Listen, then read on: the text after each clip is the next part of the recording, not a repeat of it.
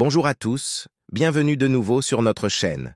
Aujourd'hui, nous allons explorer la vie tumultueuse de Rose Laurent, la chanteuse française qui a gagné en célébrité avec son tube Africa. Bien qu'elle ait été autrefois au sommet de sa carrière musicale, sa vie a été marquée par la souffrance, la maladie et des pertes imprévues. Préparez-vous à découvrir la vie d'une véritable icône musicale. Les années formatives, le voyage de Rose Laurent. Commence Rose Laurent, née Rose Podvojny, le 4 mars 1951 à Paris, France, est issue d'un humble début. Élevée dans une famille immigrée d'origine polonaise, Rose était familière avec les difficultés rencontrées par ceux qui cherchaient une vie meilleure dans un nouveau pays. Les moyens modestes de sa famille étaient contrebalancés par un environnement riche en amour, en soutien et en résilience. Cette atmosphère bienveillante a jeté une base solide pour sa passion naissante pour la musique, qu'elle porterait avec elle tout au long de sa vie. Dès son jeune âge, Rose a montré une forte affinité pour la musique. Elle s'immergeait souvent dans les sons de divers artistes, rêvant d'un avenir où elle pourrait créer ses propres mélodies. Les performances scolaires sont devenues sa scène précoce, où elle a mis en avant son talent vocal et a gagné l'admiration de ses camarades. Des événements locaux lui ont également offert des occasions supplémentaires de se produire, alimentant encore plus son désir de poursuivre une carrière musicale. Rose partageait souvent comment ses expériences formatrices ont façonné son esprit créatif, déclarant « La musique était l'air que je respirais. Elle alimentait mes rêves. » En 1972, à l'âge tendre de 21 ans, Rose a fait son premier pas significatif dans le monde de la musique professionnelle en rejoignant le groupe de rock progressif Cendres en tant que chanteuse principale. Le groupe était composé de musiciens talentueux, mais malgré leur potentiel artistique, ils ont eu du mal à atteindre le succès commercial. Le groupe s'est dissous après seulement 1 an, laissant Rose à un carrefour. Alors que beaucoup considéraient cela comme un revers, Rose y voyait une chance de se redéfinir. Elle a ensuite réfléchi, parfois, il faut fermer une porte pour ouvrir une fenêtre. Suite à la rupture de Cendres, Rose s'est lancée dans un voyage de réinvention. Adoptant le nom de scène Rose Merrill, elle a commencé à sortir des singles en 1976 et 1977. Malheureusement, ses premiers projets n'ont pas suscité l'attention espérée et sa carrière est restée stagnante. Rose a fait face à de nombreux rejets et défis durant cette période, mais sa détermination n'a jamais faibli. Dans des conversations franches avec des amis, elle exprimait souvent ses doutes sur la possibilité que la musique devienne un jour sa vie.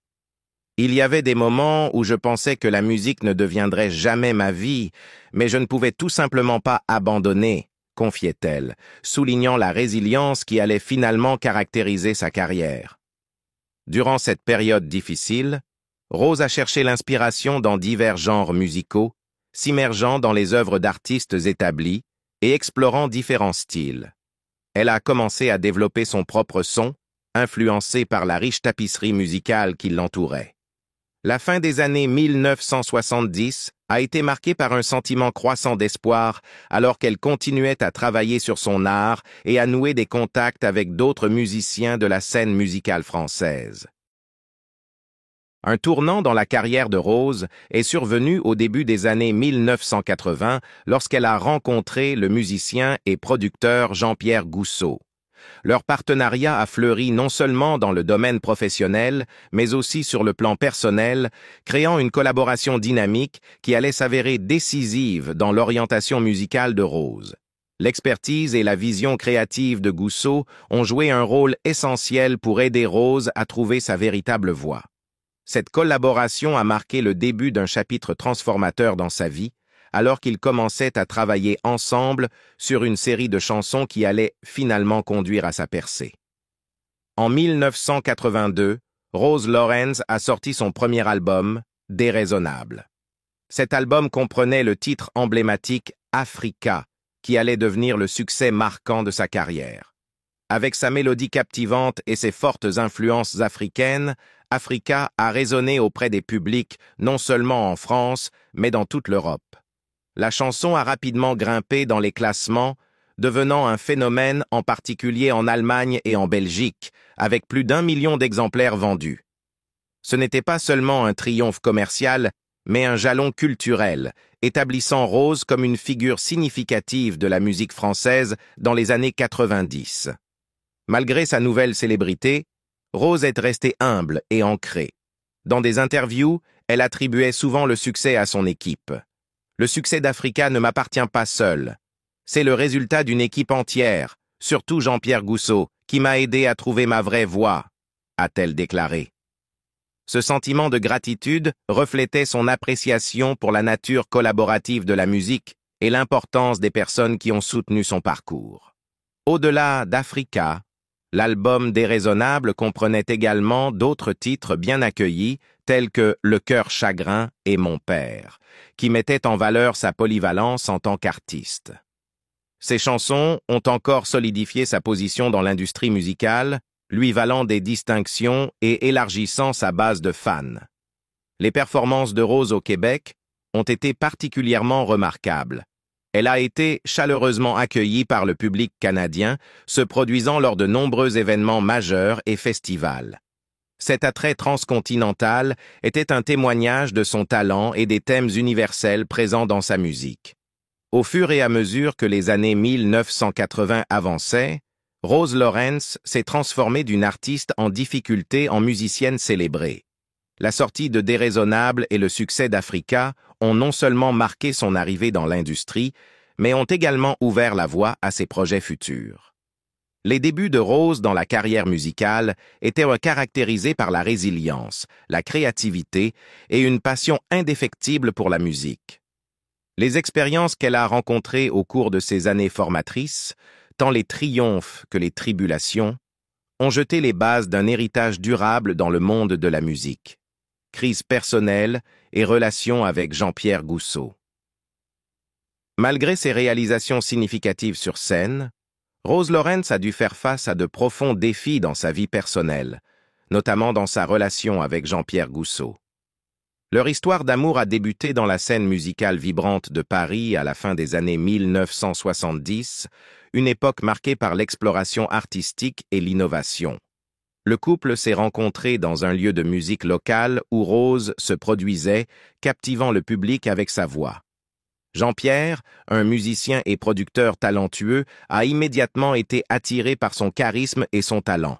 Leur connexion était instantanée, ancrée dans une passion commune pour la musique et la créativité.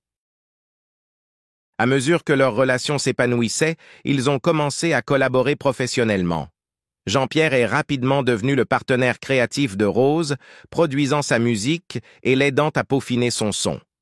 Cette dynamique a ajouté une intensité à leur relation, car les pressions de l'industrie musicale débordaient souvent dans leur vie personnelle. Bien qu'ils aient partagé de nombreux moments joyeux, les défis de travailler en étroite collaboration ont parfois entraîné des tensions, alors qu'ils naviguaient dans les complexités de l'équilibre entre l'amour et la collaboration. Cependant, le plus grand défi est survenu à la fin des années 1980, lorsque Jean-Pierre a été diagnostiqué avec un cancer. Cette nouvelle dévastatrice a brisé le monde de Rose. Soudain, les pressions de l'industrie musicale paraissaient dérisoires par rapport à la dure réalité de la maladie de son partenaire. Face à ce moment critique, Rose a pris une décision profonde.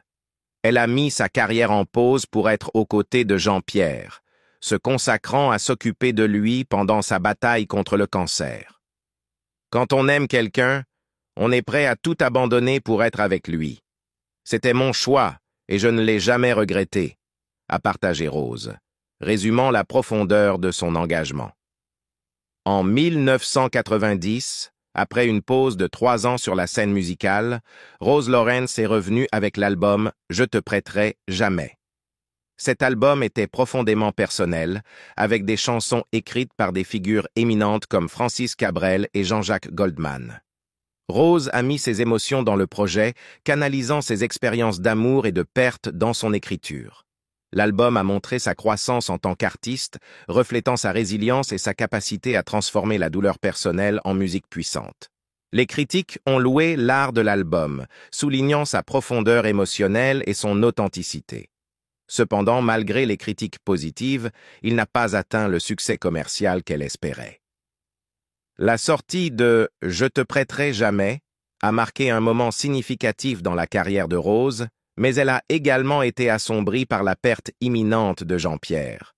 Peu après la sortie de l'album en 1990, Jean-Pierre a succombé au cancer le 18 décembre 1990, laissant Rose non seulement en deuil de la perte de son partenaire de vie, mais aussi de celle de son collaborateur le plus proche. Sa mort a plongé Rose dans une profonde période de chagrin. Submergée par l'immense perte, elle s'est retirée de la scène, peinant à faire face à la double douleur de la perte de son amour et de son partenaire créatif. Dans les années suivant la mort de Jean-Pierre, Rose est finalement revenue à la musique, mais le poids de son chagrin persistait. Elle réfléchissait souvent à leur relation, exprimant à quel point Jean-Pierre avait influencé sa vie et sa carrière.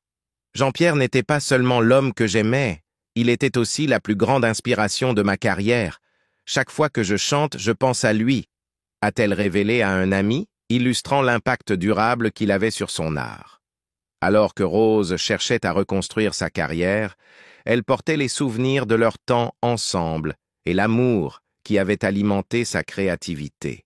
La crise personnelle à laquelle elle faisait face l'a transformée en une artiste plus introspective, alors qu'elle naviguait dans les complexités de la perte et le pouvoir guérisseur de la musique.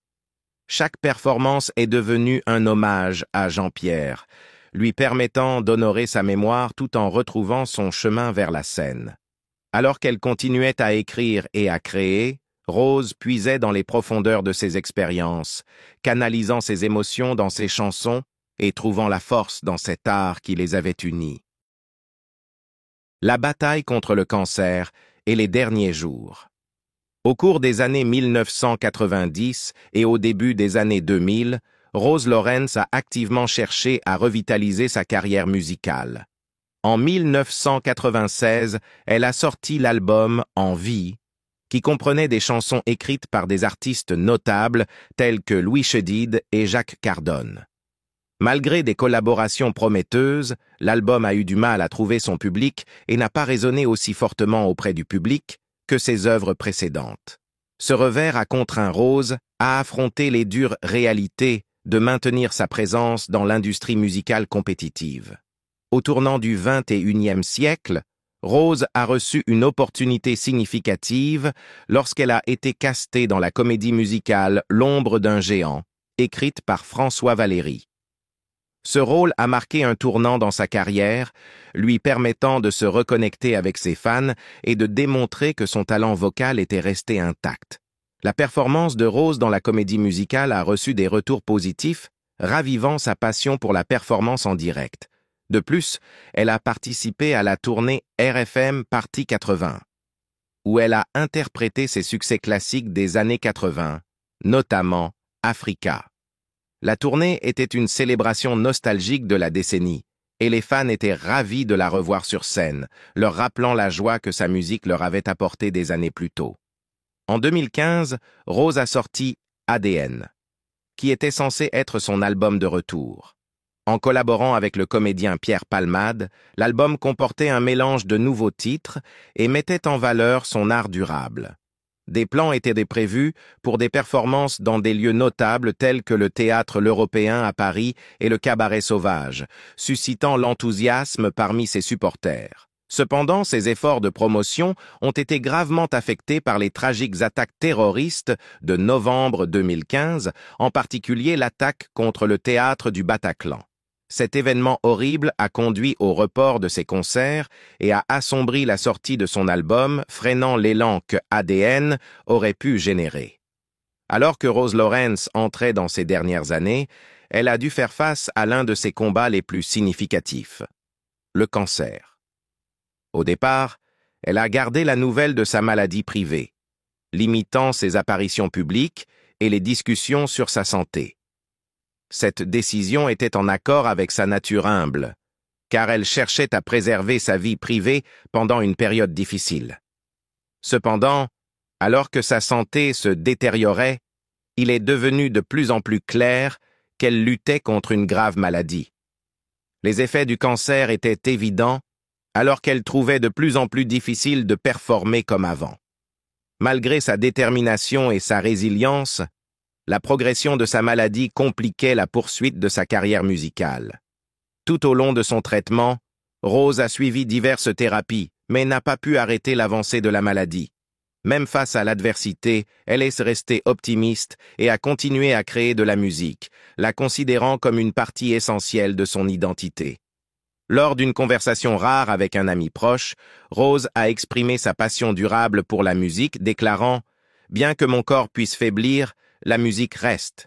Je ne sais pas combien de temps je peux tenir, mais tant que je peux écrire et chanter, je me sens vivante. » Cette déclaration illustre son lien profond avec la musique, qui lui apportait réconfort et but durant sa maladie. Dans ces derniers jours, Rose a choisi de passer du temps de qualité avec sa famille et ses proches. Bien qu'elle n'ait pas eu d'enfant biologique, elle considérait ses fans et la communauté musicale comme sa famille, chérissant le soutien qu'ils lui avaient apporté tout au long de sa carrière tumultueuse. Elle a continué à écrire de la musique, laissant derrière elle une collection de chansons inédites que ses fans chériraient plus tard comme des cadeaux inestimables, reflétant son esprit artistique et sa profondeur émotionnelle. Finalement, Rose Lawrence est décédée le 30 avril 2018 à Paris, à l'âge de 67 ans, après une longue bataille contre le cancer. Sa mort a laissé un profond sentiment de perte parmi ses fans, en particulier ceux qui avaient chéri sa musique tout au long des années 90 et au-delà. Après son décès, de nombreux collègues et artistes de l'industrie musicale ont exprimé leur respect et leur souvenir des contributions significatives de Rose à la musique française. Elle a été célébrée non seulement pour sa voix puissante, mais aussi pour sa résilience face aux défis personnels et professionnels, les enfants spirituels et l'héritage musical de Rose Lawrence. Bien que Rose Lawrence n'ait pas eu d'enfant biologique, elle a toujours considéré les chansons qu'elle a écrites et interprétées comme ses enfants spirituels.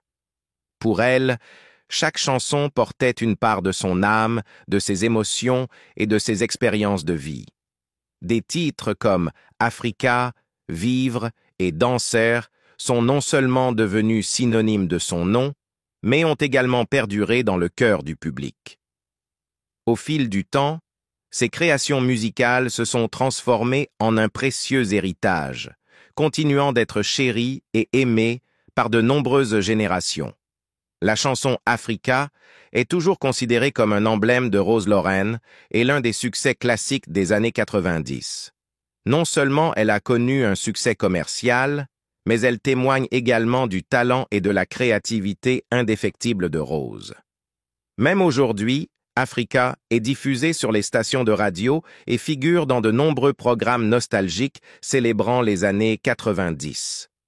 Parallèlement, Rose Lawrence a marqué son époque à travers de nombreux albums et singles dont certains n'ont pas reçu l'attention qu'ils méritaient à leur sortie, mais qui ont depuis été réévalués comme des œuvres d'une valeur artistique significative.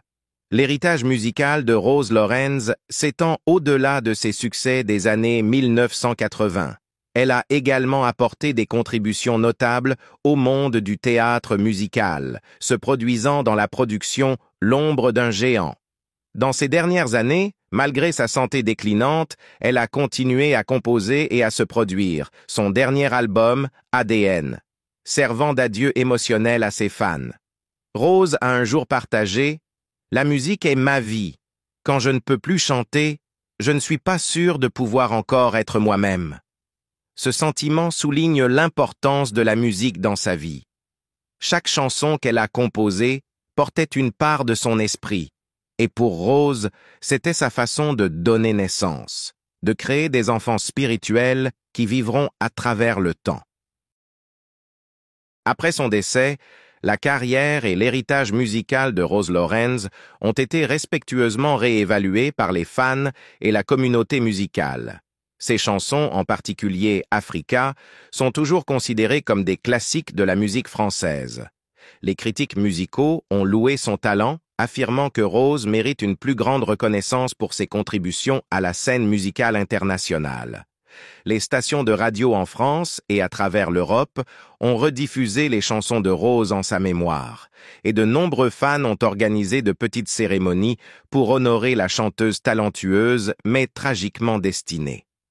Rose a consacré toute sa vie à la musique, et cela est devenu l'héritage le plus durable qu'elle a laissé pour les générations futures. La vie de Rose Lorenz met en lumière le pouvoir de la musique pour nous élever, même à travers des luttes personnelles. De son succès emblématique Africa à son courageux combat contre le cancer, son incroyable talent et son esprit brillent à travers. Son héritage continue de résonner auprès des fans du monde entier. Quelle est votre chanson préférée de Rose Lorenz? Partagez-la dans les commentaires ci-dessous. Si vous avez aimé cette vidéo, veuillez aimer et vous abonner pour plus d'histoires sur des artistes inspirants comme Rose Lorenz.